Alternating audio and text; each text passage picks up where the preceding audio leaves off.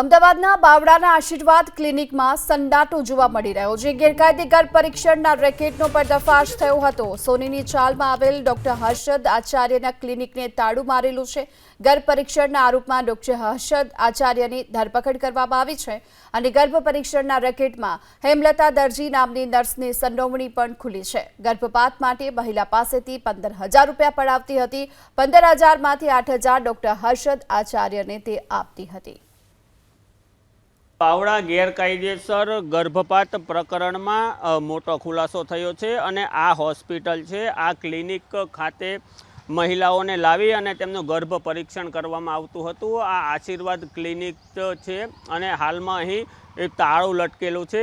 આશીર્વાદ ક્લિનિકના ડૉક્ટર હર્ષદ આચાર્ય છે, તેમની પણ પોલીસ દ્વારા હાલમાં ધરપકડ કરવામાં આવી છે। હર્ષદ આચાર્ય છે તેઓ પોતાના ક્લિનિકમાં લાવી અને મહિલાઓનું ગેરકાયદેસર ગર્ભ પરીક્ષણ કરતા હતા અને આ પરીક્ષણ બાદ બાવળા ખાતે તેઓ ગર્ભપાત માટે મહિલાઓને લઈ જવામાં આવતી હતી અને હેમલતા દરજી નામની જે નર્સ હતી કથિત તે ગર્ભપાત કરાવતી હતી અને સમગ્ર રેકેટ બાદ હાલમાં હર્ષદ આચાર્યની ધરપકડ કરવામાં આવી છે અને ધરપકડ બાદ હાલમાં તેના ક્લિનિક ઉપર તાળું લાગેલું છે।